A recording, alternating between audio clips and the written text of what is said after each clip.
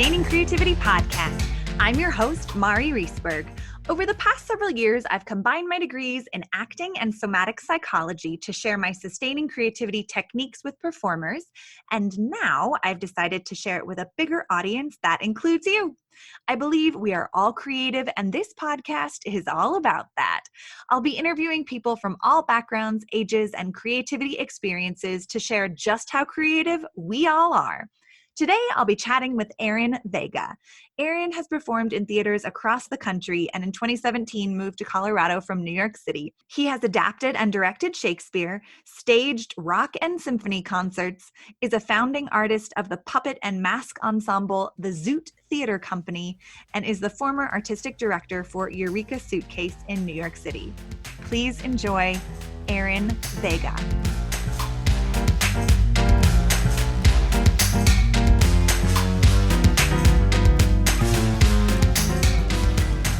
Welcome to the Sustaining Creativity podcast. Today, I'm here with Aaron Vega, and we are going to chat about creativity. Thank you so much for chatting with me today, Aaron. Why don't you let us know who you are and what you do? Thanks for having me. Yeah, I'm Aaron Vega. I sort of wear a few different hats. I'm the curator for a City of Aurora, Colorado project called the People's Building, which is an urban renewal project for the City of Aurora to create opportunities for fringe artists and independent artists in the community, since Denver metro area is experiencing a big, we'll say, a push toward gentrification. Artists are often folks that are left behind. So the City of Aurora has created this fun project to help uplift the neighborhood and fill that need at the same time. I'm also a union actor. I spent a long time in New York City, and so I do a lot of acting projects in the area with places like the Denver Center and Arvada Center for the Arts and Humanities, and other fun, wonderful institutions. Nice. Well, I had the privilege of seeing you in First Date at the Denver Center, which is actually where we met after that production through a mutual friend. It was a lot of fun, and I really enjoyed the production, but also it was great to meet you afterwards. So speaking of your own opportunities and creativity, what does it mean to be creative to you? Creativity to me means that you are thinking outside of the box about any subject. And I know that's a broad term, but I've just found, whether it's innate or learned, people who have an ability to take a bird's eye view at a problem or at a task often find solutions that wouldn't come out of an algorithm. And what I mean by that is there's the mathematical approach to problem solving of any kind, and then there's the human approach. And the human approach, to me, for my money, ends up being much more interesting and also tends to have more longevity behind it and more authenticity. And authenticity really comes into play as we start to look at the changing aesthetic of generations and what our economy is going to look like when millennials have an even larger share of the economic pie, which is going to be very, very soon. Their aesthetic is very different than boomers and older Xers, right? So, this need to creatively look at a problem and to problem solve around the issue or to get to the heart of the issue. I think creativity is also a truth-seeking device. I think creativity boils down ideas, large ideas, small ideas, to their basic essence, to their truth. And from that point, once you understand or are empathetic towards something, then you're going to have a better shot at either conquering it or working with it to achieve your goal. Nice. Yeah, you talked about taking the bird's eye view. Do you have any examples of bird's eye views that have supported you in creative expression or creative experience? Sure. My typical approach Let me rephrase that. My youthful approach was to be a bull in a china shop and just hunker down. I'm built like a running back, and that's the way I'm a small, stocky dude. And I've realized over time that my youthful self was to get low and just run straight at them. Never mind the maneuvers, run straight at them, to use the British Navy phrase. And while that I think was good in lots of ways, it's also not the most joyful way of approaching art or life. So the older I get, the more I am able to view problems sort of holistically. A good example is going to be this project. A good example of the way that I have changed my mindset from running back mentality to being a bird, viewing things from above and then surgically determining where I want to go, is the People's Building. So the People's Building is a project, like I said before in the intro, the People's Building is a project where we are trying to use the arts to uplift a neighborhood without gentrifying it.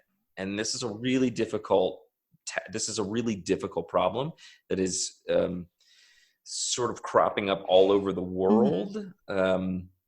And by gentrification, I don't mean economic development. By gentrification, I mean the displacement of peoples who have called that neighborhood or district home. Can you develop the economics of a region without displacing folks? Can you develop the economics of a region while being inclusive of other communities, right?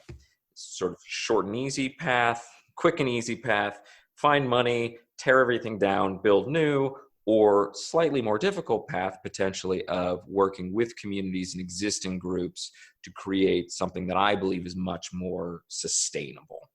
While the People's Building first and foremost is an arts building or an arts project, it is a political project as well, because it is funded by the city of Aurora, which is I think it is now the second most diverse city in the country, which people sort of don't realize that Colorado has the second most diverse city in the country. I think it's Brooklyn and then Aurora. Who knows how quickly that all changes, but that was the last I heard. So you're working within Colorado at large, which I personally thought of before I moved here as pretty much a white mecca. And then you start to dig down and drill in and realize that there are these incredible pockets of diversity. So as you're trying to integrate arts with folks who have traditionally been experiencing poverty or mental illness, like a lot of inner city or urban places have been for the last 35 years all over the country, you have to juggle a lot of balls in how you're doing that. And then on top of that, you have artists who are all incredibly passionate and articulate and have their own strong leadership skills. You have politicians and community organizers who have their own set of agendas and constituents that they have to appease and appeal to. You have a lot of conversations and a lot of personalities. My traditional approach of running straight at them and busting through wouldn't work. So thankfully, this project came to me at a time when I have calmed a bit. And that the approach of looking at all of the pieces, being empathetic to all of those pieces and all of those opinions, because they are all coming from someone's heart and soul, even if I don't agree with them. And then trying to rise above it, taking that bird's eye view and seeing if there are patterns and places where all of those different opinions meet. And then my job as sort of artist in chief, which is a terrible, terrible title. That's not really what I'm doing. But my job as a person who's trying to make this creative project succeed within a very difficult political landscape is not to be everybody's friend, but to point out where we are all in agreement, even if we're saying it in different ways. And that takes creativity. Being able to say to the politician, I hear what you're saying when you're talking about this issue. Let's just say gentrification. When you're discussing gentrification, I hear you, I see you, and here is how this artist or this arts group can potentially help you in that cause. Or going to the artist and saying, I hear you, I see you, you may be distrustful of city government or big business, but let's break that down a bit and talk to this person, right? This specific person who has your best interests at heart, but also is in that community, right? So that's a place where creativity or creative thinking really cuts to the heart of where art and economics meet. And I think that's going to be even more important as we try to rebuild our economy after COVID. I'm sorry to drop COVID into this conversation. I apologize. I know this isn't about COVID, and we're all yet it's the reality we're navigating that's a right long, now, so it's gonna happen. Yeah, right. Yeah. So that's a long answer, but I think the People's Building Project is the place where I'm able to creatively think about how to connect economics, traditional economic modes with creatives, and introducing the structures of modern banking and modern business, introduce artists to those people, because the way they see the world, the way artists see the world, is going to be beneficial to the industry. I'm putting that in air quotes, even though you can't hear it. And vice versa, artists are going to benefit from having a knowledge or relationships with folks who understand the game that is capitalism. And whether you agree with capitalism or not, it is the game that we are playing currently. And until those rules change, we have to think, and then think together and problem solve together. And then the political football that's going to and fro right now, that always takes creative thinking, because everyone has an agenda. And I don't mean that in a negative way. So that's where this project has been a fun place for me to create. Yeah, it sounds like you really have had to find ways to integrate creativity into non-traditional creative experience for people who may not see themselves as being creative, but you have that bird's eye view of, actually, here's where you are embracing creativity, and here's where you may need to embrace it a little bit more. So it sounds like you're able to connect and integrate a lot of those pieces together for this project, which I think is awesome and sounds really inspiring and incredibly challenging all at the same time. So difficult. It's so difficult. But the art is the thing that artists do well, right? I've always been an artist, always, as long as I can remember. And I mean that in a multi-layered sense. I've never been a kind of person who has found one form and has stuck with that. And I admire those people who are able to drill down and stay interested in one art form or one medium for long. I've never been that person. But for me, the art part, I sort of know how to do. It's not that it's not interesting, but it is something, it's a known entity to me. The thing that I've surprisingly found the most exciting in a project like the People's Building or in community building is actually when I can get people who don't traditionally think of themselves as creatives to consider creativity or using creativity either to their advantage, which is fine. Again, everyone has an agenda, and that's not necessarily a bad thing. It just needs to be acknowledged. But they can either start to think of creativity in the way that they're approaching the issue, or when I get them to think about how to integrate creatives into their process.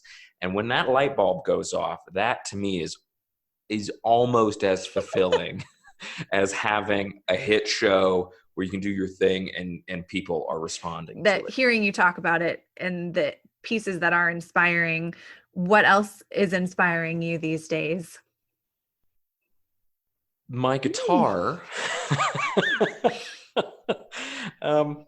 Right. You can go, I think we need balance. And my traditional approach is hunker down and drive straight at a subject until I find some sort of mastery of that thing.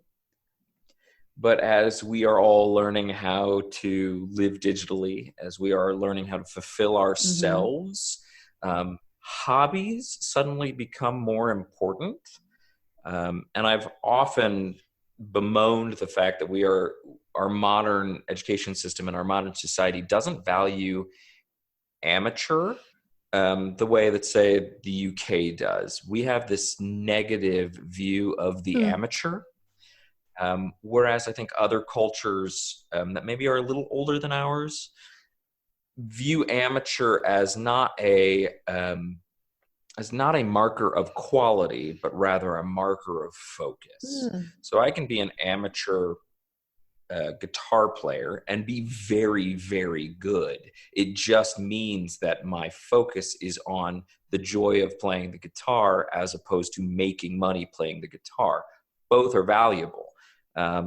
So the monetary component to it, if it's not a job, more of a hobby, it's considered more amateur. And not to use amateur in like a derogatory way, but that it's just not your main source of income. Or is that what you're saying? Yeah, and I think amateur in the United States is a derogatory term. And it shouldn't be. And I'm going to use that evil 4-letter word, should. Amateur should not be a derogatory term. We all need to find ways to fill the glass back up.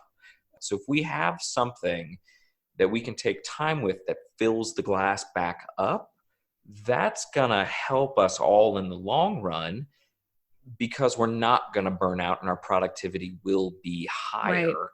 Right. And so that's where hobbies come in. But you can't have a hobby unless you have curiosity. And we currently don't train curiosity. But it sounds like for you, curiosity and your guitar are the inspiring components that you've got going on right now.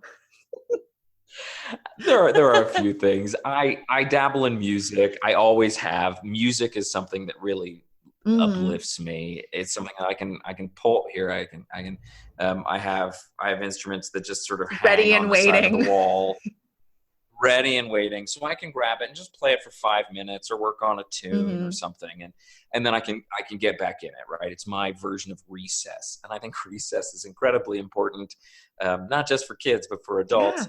So music is my form of recess. Puppetry is something that really inspires me, this idea of taking inanimate objects and breathing life into inanimate objects.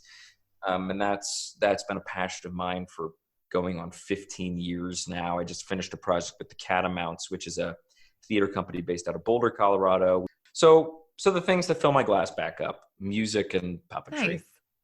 I like it. It's good to have that list of things. And especially right now, we're staying at home more. There's more time for the hobbies. Whether we choose to engage in that or not is kind of up to us. But I think knowing what they are or trying something new is really important to keep that creativity glass full or filling, maybe not full. Yeah, and it doesn't always have to be a creativity glass. I think it can just be, no matter what your focus is or what your career is, having something that is creative will help you do the other thing that maybe you don't consider creative, right? I can't tell you how many times I've been working on a problem and doing my thing where I hunker down and run straight at it, and it just feels like I'm beating my head against a wall. And then I step back and do something completely different for 15 minutes and come back to the problem, and I have an answer. Or I have an idea which leads me to an answer. And that comes from just getting your brain into a different way of thinking. So it doesn't matter if you're an accountant or a mechanic or an actor or a musician. You need something to jar your brain sometimes so that you're not just hammering. Yeah, you're talking about, that idea of running your head into the wall brings me to my next question around challenges and creativity. And what are the challenges in creativity that you run up against, and how do you navigate them? My personal challenges towards creativity are actually internal. And I also know this about myself, that once I get moving, I will stay Okay. moving. So it's that initial push into a Mhm. project. Once I get going, I'm fine. I hunker down. I've got a low center of gravity. I go straight at it. Um, but for me, it has to do with the initial movement required, or the initial energy required to move toward a task. And I put that blame firmly at the feet of distraction. My big barrier to creativity is distraction, because if I need to get Mhm. moving, there are now 700 different ways that I can distract myself from starting. And this is different than taking a break Yeah. from something so that you can clear your mind. This is literally starting a project becomes the most difficult thing. Anybody who's ever worked out in their Oh yeah. life knows what I'm talking about. Once you go to the gym, once you turn on that DVD, once you start the streaming and you pick up the weight, you're Right. in it. But boy, getting off the couch to make that initial step, because there's always Instagram to check, there's always Facebook to Mhm. check.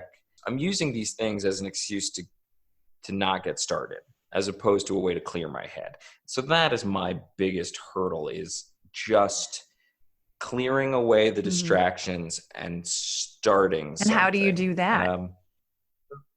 Well, lately it's just been talking to myself like a crazy person, and putting myself in the third person Mm. helps, because I'm really good at motivating others and really good at getting other people motivated. So putting myself into the third person and saying, all right, Aaron, you have been watching this TV show now for 10 minutes. Instead of opening your laptop, you know that if you open your laptop and start organizing files, you will start editing those files and creating your show 6 feet apart, which you have set a deadline for yourself. And I go, okay, fine. And it really is about separating my brain. And I know that I've got the angel and the demon on my shoulder. And if I personify that person, if I suddenly become the manager of myself and I turn myself into a third person entity and I talk to myself as I would talk to anyone who Yeah. worked for me, I will get it done. So it's a mind game, but it works for me. And I don't know. I think that also has to do with this idea that the older I get, the more I can be empathetic toward a Mhm. situation. So I'm not getting angry at Right. myself. I'm not beating myself up. I'm calling it what it is, and I'm able to take a little bit of a bird's eye view on the issue, and I can make the decision or talk to myself the way I need to be Right. talked to. It's that, just paying attention to the facts. The facts are Aaron is on his phone for 10 minutes watching this show, and this other thing is available. And, I think those are good tools for sure for anyone to Yeah. use. How do you just look at the facts and not get distracted by the judgments or the negative self talk or the other things that I think many people struggle with, and motivate yourself to take that first step? Because I know I hear it over and over. The first step is the hardest, and everything else after that is much easier.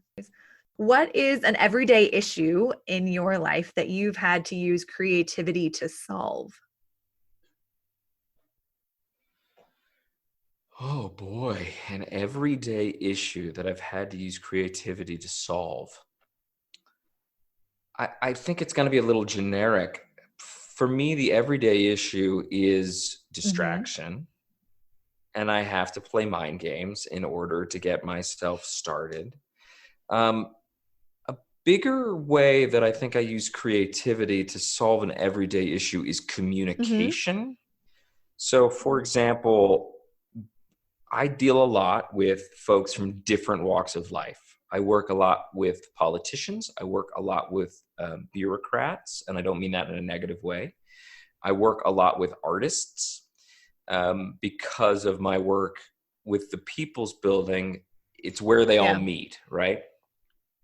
And so in that, I really have to use creativity to determine where someone is coming from and how can I get them to view what I'm trying to get them to talk about, right? Or a different way of phrasing that might be, everyone's got an agenda. How does their agenda line up with my agenda? And not in a Game of Thrones or what's that show with Kevin Spacey and Robin Wright Penn? Yeah, not in a House of Cards way, but you know, if I have an end goal of creating an arts district that is thriving and representational of not just minorities, racial minorities, but artistic minorities, if that is my goal, how can I get the business community to reach out and be a part of this and be a part of the solution?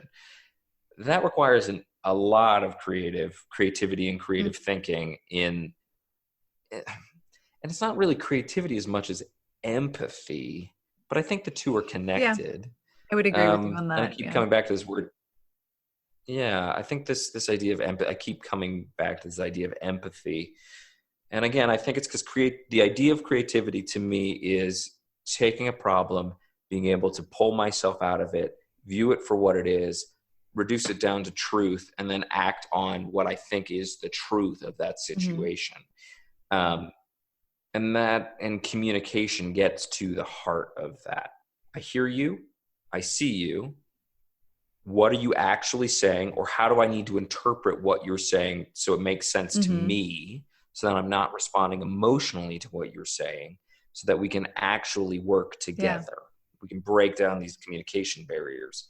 So that's something that I deal with a lot every day in my capacity with the Nice. And what would you say is your secret to creativity? So I think my secret to create, if there is a secret, it's just listening to the needs that are out there and trying to connect the dots. I'm not always going to be the best fit for a project, but I probably know somebody who is going to be a good fit.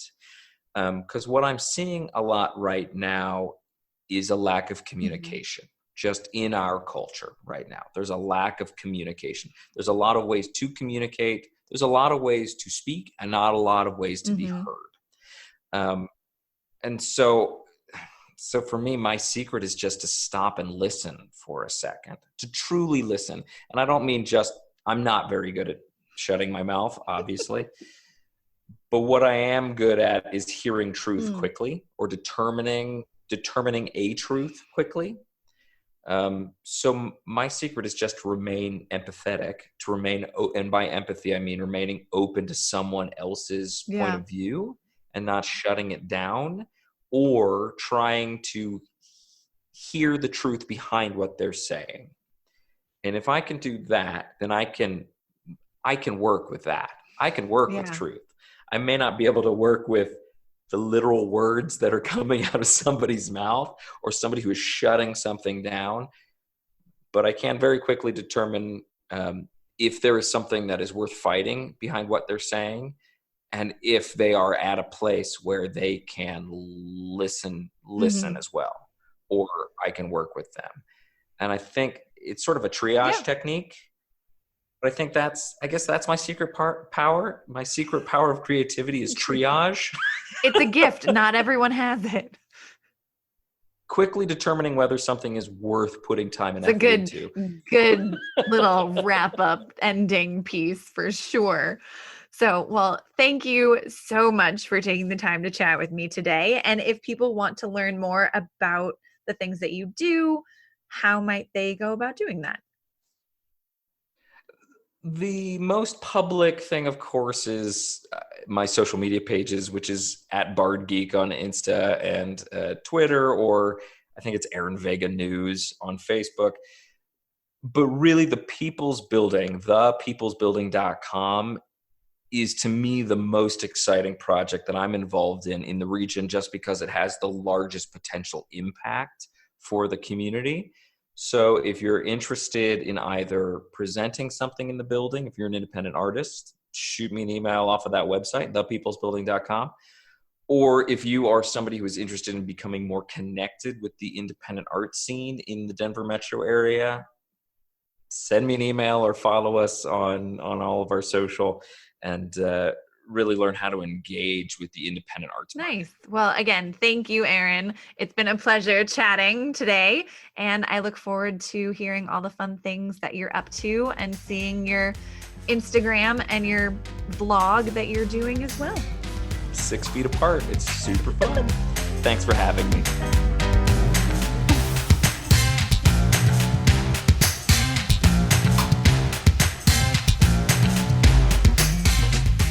Thanks for listening to the Sustaining Creativity podcast. We'd love to keep in touch, so like us on Facebook and Instagram. We are Sustaining Creativity. Make sure to subscribe to the podcast wherever you listen to podcasts. Tag your friends and your family so they can listen too. We love to hear from you, so leave your comments, reviews, and questions. Tune in Tuesdays for a new episode. And remember, with creativity, anything's possible.